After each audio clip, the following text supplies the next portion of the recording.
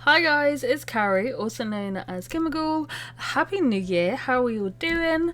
I hope this new year is everything you want it to be, wishing you all the love and positivity and good things for the year ahead. Talking of New Year, this is our first build of 2023 and I really wanted to kind of include something I did last year as well, which is a new year, new build. Just kind of maybe upgraded a little bit with some of the stuff I've learned over the past year.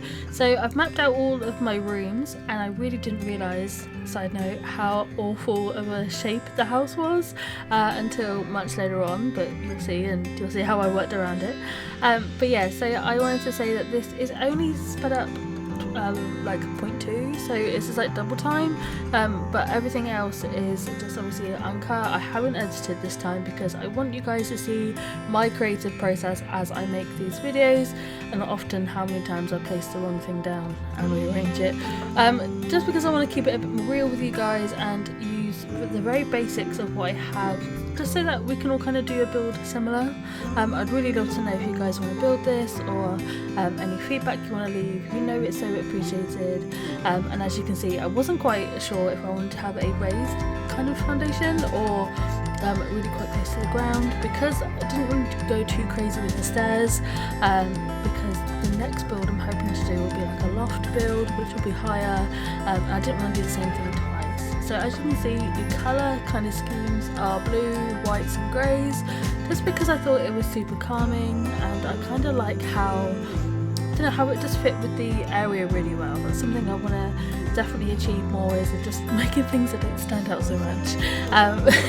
So I definitely love how this one turned out. Again, I say blue and purples and greens are always my go-to on The Sims, and I really, again, I love how this turned out, and I think this is probably going to be the counter of the year. Every time I say that, we need to add a little comment. So yeah, so here is the kind of basic floor plan.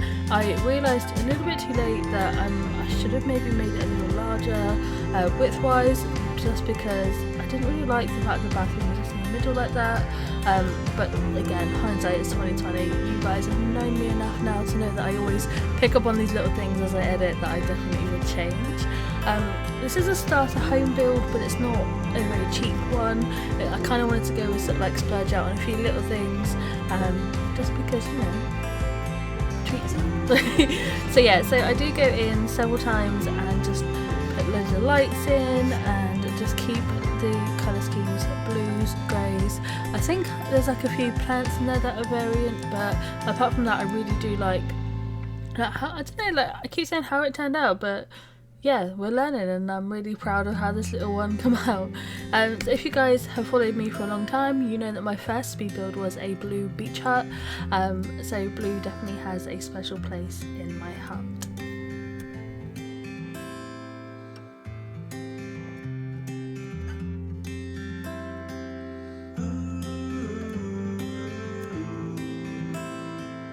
Going on in with the bathroom, kind of first, I wanted to kind of just include everything I could, but not make it so busy. That was everything like blue, but again, like I said, I didn't want it to be a busy room. I have noticed that I overclutter sometimes, and sometimes it's just cool to have like a very bare bones minimum house. It kind of shows off all the pieces that you kind of have in there already, without it looking too crazy. I think one day I will do a minimal house and just have a sofa in there and call it a day, but for now I do kind of like the fact that my home's lived in, and you know, you guys, if you followed me for at least 6 months, you know that I've always kept little stories in my head, and yeah, I just like the fact that blue can go for any sim really. It wasn't kind of feminine, masculine or in between, it was just blue. So, and also everyone says like January is such a blue month, and I wanted to combat it with our own kind of blue, so I think it really worked in our favour. As like I said, I do love the fact that we managed to match the bed to the wallpaper, and I definitely think that I didn't use too many different variants of blue, but again, I didn't want it to look like, you know, you just chucked anything in there. I wanted some thought to go in there, and yeah, I love the fact that we were able to kind of do so much with what we had really.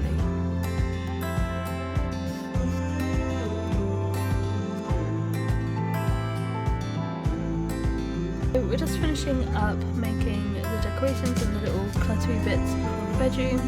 Before moving on to the next room, and I knew I'm a massive fan of open plan houses, as you guys know by now. I probably do at least 2 a month. So I wanted to kind of include that in.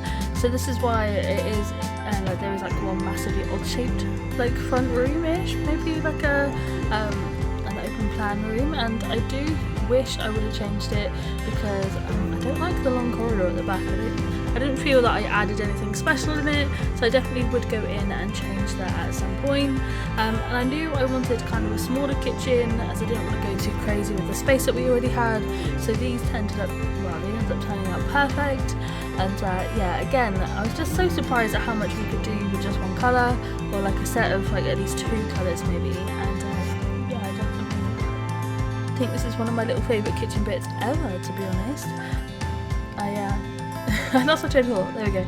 So yeah, so here's where I mentioned earlier that I had the plant. The only thing this build is missing is a cookie jar, which is unfortunate, and I didn't realise until the last minute I hadn't put one in. So I definitely would include that in the next video for you guys to spot, as it is my trademark. And the living room kind of took me a little while to kind of know what I wanted and where I wanted. I know I wanted it to be like kind of cozy and boho and kind of chic, but at the same time I wanted it also to be lived in, you know, not 100% squared everywhere, put away in a neat like area. So I went with the smaller seat this time, and I love this blue steamer trunk. It always reminds me, if you guys play Fallout, it always reminds me of the stash box you get in the very beginning of Sims. So as you can see, I did kind of move around several times. The living room was probably the hardest just because of the shape, but I do like the fact that we managed to keep it kind of open without making it so cluttered. And yeah, you'll see this jukebox go on a massive journey in this video. I do wish I would have maybe made it a little longer and a little wider, just so we had a little bit more room to put things. But overall, I didn't want to cut or anything, and I wanted to make it kind of, you know, so yeah, so I do go in and I change things several times over because you guys know that I am, you know, I'm a procrastinator. You guys know this by now. Yeah, so I wanted to go in and just include a few little pieces here and there to kind of add maybe some character to the build, but I didn't plan on that awkward shape.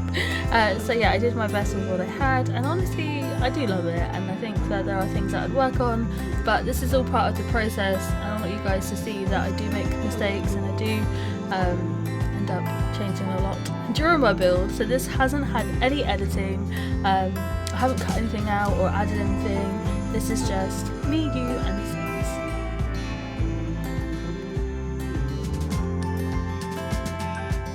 So I begin the procrastinating process right about now.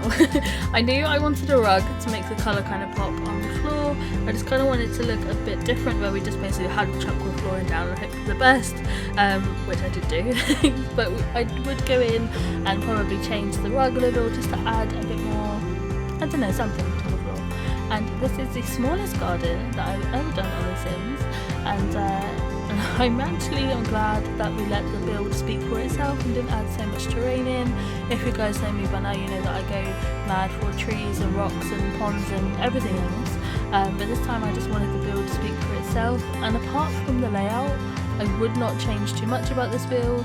I do like the fact that again we let it speak for itself, and it's just a really cool build. So I'm wrapping it up now with some like some light flowers and some bushes at the very far end, and this time I remembered at the very last minute to include lights on the outside of the build, because that is the one thing I always forget to do, and when I go back in and I look at it through night time, I wonder why it's so dark. But this time we remembered, and yeah, I think it definitely looks really cool. So obviously, thank you so much for listening and watching my videos over the last year. It's been incredible, and I'm really hoping that this one has some incredible things too. So I hope you stay safe, stay warm and hydrated as always, and I will see you in the next video. Thank you so much for watching.